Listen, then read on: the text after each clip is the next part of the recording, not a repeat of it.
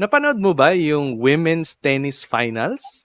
Well, yan ang i-discuss natin ngayon dito sa Truly Happy One. Ano yung matututunan natin dito sa mga teenage players, no? At paano ma-apply yung mga learnings na yon sa business natin, sa buhay natin, no? At kung paano tayo dapat mag-isip. Welcome everyone to Truly Happy One. We do this every Saturdays at 5 p.m. via Facebook Live and YouTube Live, no? Where we discuss world-class Pinoy Excellence. And before we start our main topic, let us know where you are watching from. Type nyo po dyan sa chat section sa Facebook or dyan sa YouTube, no? Meron ding chat dyan, pwede nyong i-type. And if you have questions or feedback, you can type it anytime and we'll try to answer it later, no? So interactive yung ating session for today. And wag na rin kayong mahiya, please like the video, comment, and tag nyo na rin yung friends nyo na sa tingin yung mahilig sa sports, no? Or kailangan ng medyo inspiration sa kanilang mindset, encouragement, no? Tag nyo sila dyan sa comment section. Share nyo na rin yung video and para wala kayong ma-miss na mga episodes dito sa ating weekly Truly Happy One series, no? Subscribe na rin kayo. Merong red button dyan sa YouTube sa baba. Click nyo lang yung subscribe. Libre po yan, walang bayad, no? So again, welcome. I'm Eric Kalugdan. And together with us is Sir Enrico Garcia. I used to be an IT consultant for Unisys, and then after that, put up my own business called Infotext. I'm also the CIO of Philpax and CTO of Sante. You can call me a serial entrepreneur. Sir Enrico, on the other hand, used to be the retail operations manager of Shell, and then after that, he became the country manager of Herbalife. After Herbalife, he became the director of operations of Avon and one of the board of directors of the Direct Selling Association of the Philippines. Now he is a mindset coach and also the director for international operations of Sante. Ayan. And Sir Enrico, ang ating topic for this week, learnings from the women's tennis finals. Ano ba tong nangyari, sir? Okay. Good afternoon, Eric, and good afternoon to our viewers. And yeah, ba't ba natin pinag-usapan to? Great question. As you will see in the next few slides, it was, in my mind, really history and very significant because can you imagine? It's an all teenage US Open final since 1999. This is the US Wow. Open women's tennis finals. US Open, Eric, for those that are Mm-hmm. not familiar, is one of the four majors in professional tennis. There are four Mm-hmm. majors, and this is the last major for the year, right before Mm-hmm. winter, diba? So, can you imagine the person on the right is Leila Fernandez, and she is Canadian Filipina. The mother's Filipina, the father is Ecuadorian, and she Mm-hmm. just turned 19 during the Wow. event. Eric, before she reached the finals, on the way there, she turned 19. And Mm-hmm. her opponent on the other side is another wonderful player, Emma Raducanu, who is the she has a Romanian father and a Chinese mother. Mm-hmm. Okay, now put all of those things together. So Emma Raducanu represents the UK, the United Mm-hmm. Kingdom. She was born in Montreal and lived and grew up in London to Romanian father and a Chinese mother. Leila Fernandez, on the other hand, has an Ecuadorian father and a Filipina who was born in Canada. Okay? Global. Grabe. uh, Both of them. Okay? uh-huh. And Emma, it was 18 when she competed in the finals. So that's why they call Mm-hmm. it the first all teenage US Open final. Now, why, maybe our audience is asking, ano ngayon kung ganun? Wow, if you see sino yung tinalo nila to get to the finals, yun yung talagang matindi. So, let's talk Leila. Siyempre, she's of Filipino descent, di ba? Mm-hmm. She beat the current champion ng US Open, Naomi Osaka. Okay? Mm-hmm. Tinalo niya.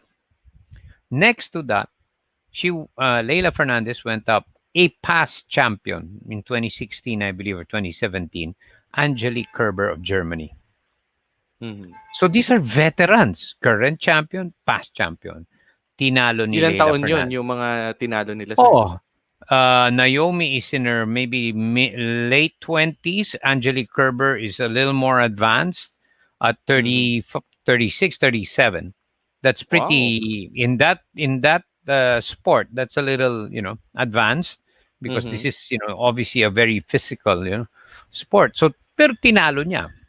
Mhm. Next, Eric, Leila went up the fifth seed for the tournament. Kumbaga sa Mhm. ranking for the tournament, number five, si Mhm. Svitolina. Okay?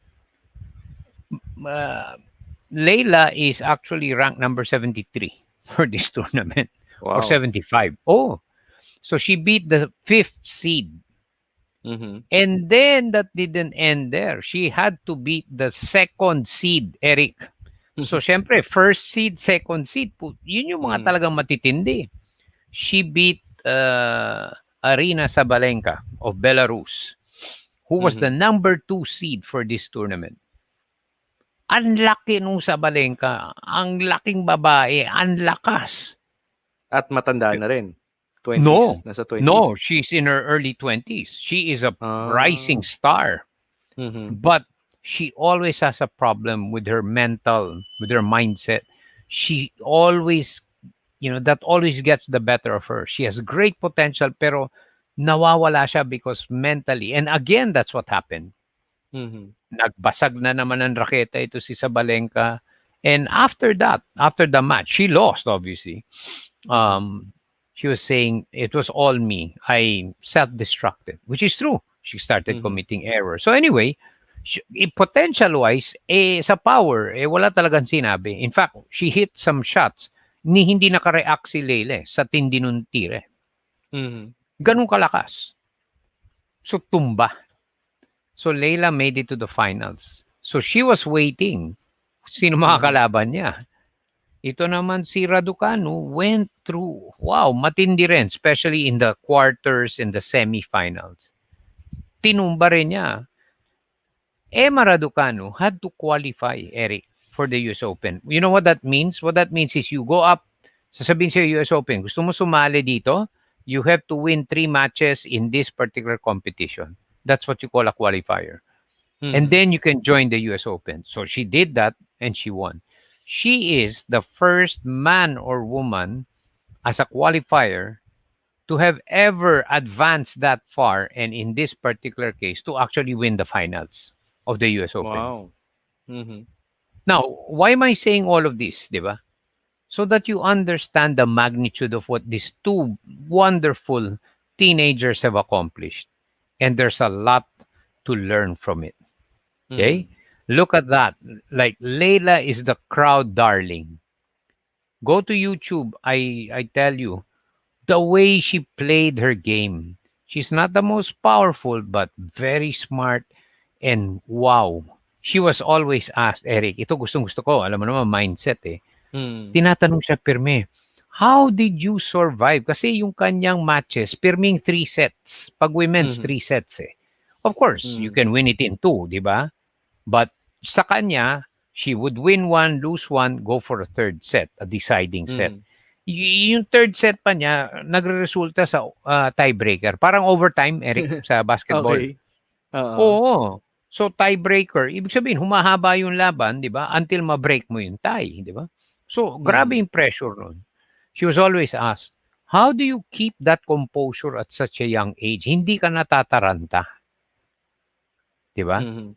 And Emma Raducanu naman, on the other side, sa tindi niya, she beat lahat nung nilabanan niya, 2 sets lang. So ang tawag dun, she did not drop a set. Meaning, she only needed two Win-win. sets. Oo. Win-win. Tapos. Hindi na Mm, tapos kailangan ng na. third set. 2 out of 3. Mhm. Lahat ng Mhm. kalaban niya. Ganun katindi Wow. yung laro niya. Yeah.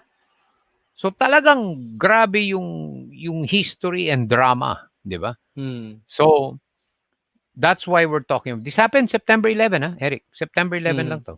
Nito lang, Okay? yes. Ito lang, September 11. Mhm. And none of them are US players.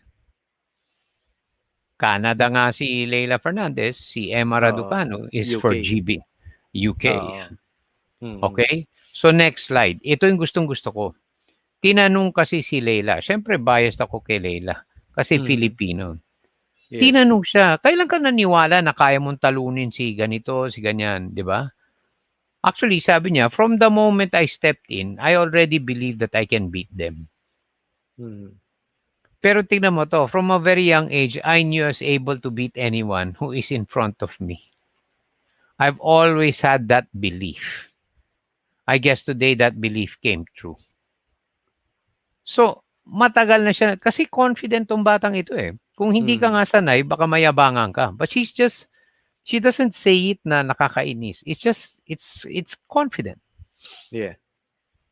okay? Saying the fact lang na yun Yeah. talaga yung mindset niya, gano'n talaga siya Oh, mag-isip, 'di ba?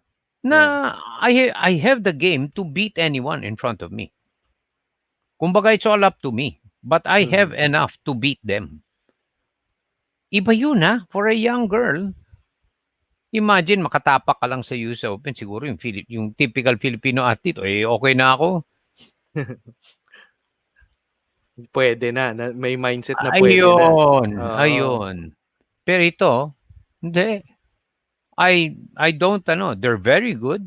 I idolize them, but I believe I can beat them. And Mhm. that's what she did. Okay? Next slide. Yan. Before diyan sir, hi muna kay Ronald Oliver Dizon and Gerbert Oh, Chu. Ayan, thank you po for watching. wow. And Anna is watching. Sabi niya, hello there. BNG Mentors, listening from Binyan, Laguna. Used to play Wow. tennis in the late 80s. So tennis player pala si Anna. Wow. Back in Port W Moresby, Moresby in Papua Pap New Guinea. Ayan. wow. Wow, Magaling very talaga good. ang Pinoy. Agree. Correct. Ayan, 'di World ba? class ang Pinoy. Yes. Exactly. And we'll talk about that, Eric. Yun sa learnings, yun yung maganda, eh. Yes. Ayan. And ito, this sets up yung key learnings. And this is so true. You gain strength, courage, and confidence by every experience in which you really stop to look fear in the face. You must do the thing which you think you cannot do. Mm. 'Di ba? You Harapin must ang challenge. Oo. Oo, 'di ba? Siyempre natural yung kakabahan ka dahil that's normal. But still, haharapin mo, Yep. right? Hindi mo aatrasan, Correct. right? That Face fear. Tama yan. exactly. Oo. The only way to get through fear is to face it and get through it. Di And ba? get through it. Yeah, exactly. Yes. 'Di ba? Ayan. So, what can we learn? Okay. Number one, I think Leila expressed it. And this is nothing new. We already have said, and you probably read and heard this, but you truly have to believe in yourself. Now, for some people, it comes a little earlier. For some, it takes some time. Actually, Mm. Eric, for some, they don't believe they deserve.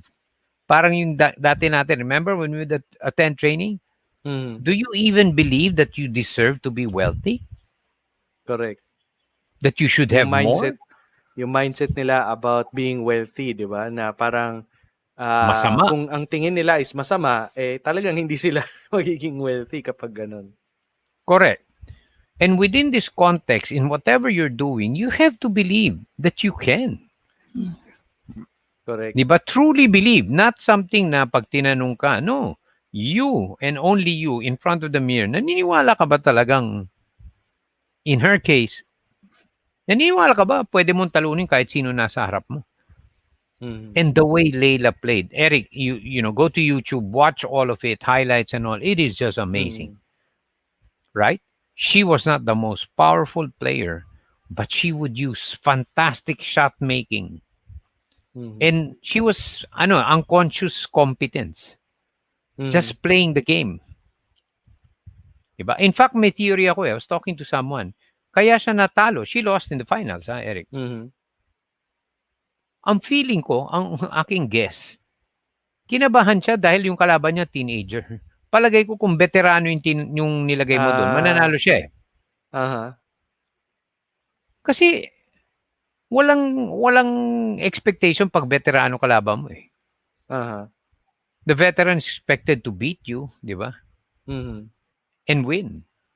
But Mm. because she wasn't going up against a veteran, she was going up against somebody, a peer, di ba? Mm. Someone of her age. she started to get tentative sa laro niya eh. Parang naging lax siya. Gano'n ba? Well, parang hindi buo yung loob niya. Parang you Um, could see from the body language na parang hindi siya sigurado, parang kabado. And she was hitting some mhm, errors, no? mhm, 'Di ba? mhm, But that's just my opinion, 'di ba? mm, So mm, napaka-importante no. Number two, mhm, sinabi na natin to eh. mhm, Again, both of them listen to their interviews, their press conference. Ladies and gentlemen, there is no secret to success. It is not education, it is not intelligence. No, no. It is purely persistence and determination. mhm, And Leila kept saying, I really believe I'm going to get there. And she was in tears saying, oh, all the sacrifice, the blood, sweat, tears on the court, off the court. And again, both of them were just saying, you got to be willing to work very hard if you want to be the best in what you do, correct. right? Yep. So the message here is one of hope because it's not linked to your genetics, it's not linked to your, none of that. Mm, Because I can tell you, kung genetics lang, matagal nang dapat wala dyan si Leila. mhm, There were stronger players, physically, mhm, faster, right? So this brings a lot of hope and a lot of learnings here. Kulit or yep. sipag at tiyaga, yan yung counterpart niyan. Correct, correct. Third, consistent and purposeful daily practice on your craft. Mm, See, it's not just consistency. Now on training day you're doing what you're supposed to be doing. Whether mhm, you're practicing skills for your sport or conditioning your body, getting stronger, 'di ba? Purposeful, mhm, makabuluhan. Hindi lang yung palo ka ng palo, 'di mhm, ba? correct. May isa yung ensayo mo, it's leading you toward something. Hindi Merong bara-bara ba? goal. Oo, Correct. merong Kahit, goal. oo, hindi bara-bara ba yan? Mhm, Di ba? yes. Meron kang araw na active rest to recover from the hard workout. Mhm, Di ba? Pero everyday yun. correct. Consistent Consistent. and purposeful Correct. is key. Okay, Yep. number four. Sports is a great equality platform. Anong ibig sabihin? Di ba? You heard me earlier, di ba? It's not genetics, di ba? It's Mhm, not educational attainment and achievement. mhm, Of course, if you have that, well and good, but got nothing to do with that. Got nothing to do with race. Ano, multiracial nga sila yung pamilya nila di ba? correct. Pareho On pa both sila. on both sides, Oo. ha? Yeah. Okay, di ba? Mm, And then socio-economic class, both of them came from families that were kind of struggling. mhm, Struggling. And that one is really, and then gender. Syempre, hindi lang mga lalaki, 'di ba? mhm, Clearly women's ano to. So sure, 'di ba? So, yep. and then ethnicity. It doesn't matter anong color ng skin mo. Socioeconomic status doesn't matter also. They're Mhm, ordinary people, correct? correct. So, it's sports equalizes on many fronts. Mhm, Ang dami, 'di ba? Fifth, fifth, yeah. ito yung application of what we spoke about last week. A Mhm, David versus Goliath. Dahil si Leila didn't have the power of other women tennis players there who were much stronger. mhm, Ginulo talaga ni Leila yung laro nung iba. She would hit shots na pinatatakbo niya ang well-placed shot. So see, you don't need to fight a Goliath, di ba? At close Mhm. distance, if you remember, di ba? Yeah. You can use all kinds of tricks to play to your strength. Mhm. And what was Layla's strength? Her youth. So Mhm. habol ng bola. Tapos syempre dahil bata siya, ang lakas ng loob. Hindi natatakot to make mistakes. Mhm. Especially in those crucial moments. Of course, walang inaasahan masyado sa kanya dahil first time niya. Baguhan lang. So, mababa Yeah, yung expectation sa kanya. correct. Oo. So all of those things put together, well, didn't matter to her. Tingnan mo yung record Mhm. niya. Oh. That's a, wow, real story of David versus Goliath. Current Mhm. champion, past champion, antitindi nun. Ah. Correct. Naomi Osaka, Angelique Kerber. Both Mhm. were ex-champions ng US Open.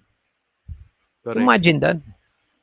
So, it's really your advantages and really using that clearly to your advantage. Mhm. Tama. That's the key. Yan yung key learning. Sige, takeaways, Yep. Eric. Or, Ayan. Nanonood din sa atin, sir, si Philip Ko. Ayan. Sabi niya, good PM po, watching from Manila. Ayan. Itong mga key learnings actually from the women's tennis finals, no. Nung ini-explain yun, na-imagine ko rin na pwede siyang i-apply actually dun sa mga COVID patients, no. Lalo na yung mga symptomatic na COVID patients. One is you have to believe in yourself na you will be healed, no. Na gagaling ka rin, malalampasan mo rin itong sakit na to. And para magawa yon, you need talagang persistence and determination, no? Pag sinabi ng doktor na uminom ka ng gamot na 'to 3 times a day, sundin, 'di ba? Pag sinabi ng doktor correct. na kailangan mong kumain 3 times a day kasama ng gamot, kumain kahit wala ka ng panlasa, kahit wala kang pang-amoy, na minsan na sinusuka mo na yung pagkain, kailangan mo siyang gawin. You have to be persistent and determined, no? Also, you have to be consistent and yun nga, purposefully on a daily basis, no, practice on your own craft. So ganun din sa mga COVID patients, no, dahil yung dad ko nga nagka-COVID, na kailangan talagang mag-practice siya na everyday kailangan niyang magpa-expose sa araw kasi nga vitamin D 'yun, 'di ba? Kailangang tumayo siya, maglakad, hindi yung nakahiga lang lagi, 'di ba? You have to consistently and purposefully do it, no? And isa rin dun sa tawag dito, sa purpose na kailangan is yung measurable siya, no, na magse-set ka ng Yes. goal na measurable, na kailangan mga 5 minutes exercise every day and you measure it, 'di ba? And ano pa ba? Yeah, yung David and Goliath, no, yung application of David and Goliath. Ikaw si David and yung Goliath mo is the COVID. 'Di ba? Correct. And kaya nating talunin si COVID, 'no? Talagang kailangang sundin lang kung ano yung kailangan, ano yung sinabi ng doktor na gawin, sundin, be persistent, be determined, and believe that you can go through, no, this sickness. Ayan. Sabi ni Merle Mante, hello Sir Eric and Sir Enrico, virtual hug. And sabi ni Ana, prayers work. Correct, no? Of course, every day, yun din, no? Of Persistently course. and determined and consistently pray every day. Yan, Of very, course. very important yan. And Of ang course. question natin sa ating mga viewers, what are your takeaways? Yun yung aking takeaways, no, sa learnings from this women's tennis finals. And kayo sir, baka may gusto po kayong idagdag. Um, I think you said it all, and beautiful analogy there, even for COVID. And again, it's not just for it. These are lessons. That's why we're talking about it. You can use in your personal life, diba? In your professional life, in your business, in your role as a community leader, diba? It really Yes, is just, from sports, there is much to learn. Wow, what effort they have to put to get to that level is no joke. They are like us, napapagod rin yan. Siyempre, they also are aching. And they also want to do what a non-athlete does, which is just to eat what they want to eat and to go out and maybe attend a social event, but they can't do that. correct. Diba? So, Discipline talaga. Kailangan din. yes, my takeaway is much to learn from sports, especially how do you explain two teenagers beating all the veterans? Correct. Both of them unseated. So isa lang ang ibig sabihin nun. Yun nga ang sabi ni Eleanor Roosevelt. You must do that which you think you cannot do. And that's why it's tied up to the belief, the courage. Kung hindi ka Yes. naniniwala, Layla would never have gotten there. We Correct. wouldn't have known about her. Correct. Correct. Ayan. Sabi ni Ana, your time may just be around the corner. Correct. Yeah, And sabi rin ni Merle Mante, if God is with us, who can be against us? Correct. of course, of Yes, course. David and Goliath. Yes, Ayan. yes. So, ang ating topic naman next week is, ayan, staying relevant in today's digital landscape. So, Sir Enrico, konting intro dito sa topic Okay. natin next week. Okay, para klaro tayo, digital doesn't mean it's all technology. Mhm. Okay? Staying relevant is even in the way you think or your mindset, right? So, hindi siya About techie. Hindi siya techie it's topic. no, not just. It's not just Mhm. techie, di ba? Mhm. Do you have the abilities for today's world where things are happening so fast? Eh baka naman your idea of transferring money is still the old way. You're no longer relevant. Mhm. Really? Di ba, Eric? Correct, correct. It's not technology. It's you not wanting to embrace the change and especially what technology can do and actually is requiring anybody who wants to participate. It requires people to be in that relevant mindset. Mhm. Not to Ayan. participate there, it means you're irrelevant. Paper money ka pa rin. Mhm. Wow, na-exciting na topic yan next week. So, para hindi nyo ma-miss yung topic na yan, make sure na you subscribe sa ating YouTube channel. Nandyan sa baba, merong subscribe button dyan na kulay red. Click nyo lang yan, libre po yan, no bayad. And also, meron din tayo sa Facebook group ng Truly Happy One. Nasa link sa description nitong video, yun yung pinaka-last link. Click nyo lang yun para maging part kayo ng ating Truly Happy One Facebook group. Ayan. Again, Truly Happy One is every Saturdays at 5 p.m. via Facebook Live and YouTube Live. Ayan. So let's end our episode with our usual Panatang Makabayan. So itaas po natin ating kanang kamay at bigkasin ang Panatang Makabayan. Iniibig ko ang Pilipinas, aking lupang sinilangan. Tahanan ng aking lahi. Kinukupkup ako at tinutulungan upang maging malakas, masipag at marangal. Dahil mahal ko ang Pilipinas, diringgin ko ang payo ng aking mga magulang. Susundin ko ang tuntunin ng lipunan. Tutuparin ko ang tungkulin ng mamayang makabayan. Naglilingkod, nag-aaral at nagdarasal ng buong katapatan. Ialay ko ang aking buhay, pangarap at pagsisikap sa bansang Pilipinas. Maraming salamat po and we'll see you again next Saturday, 5 p.m. dito lang sa Truly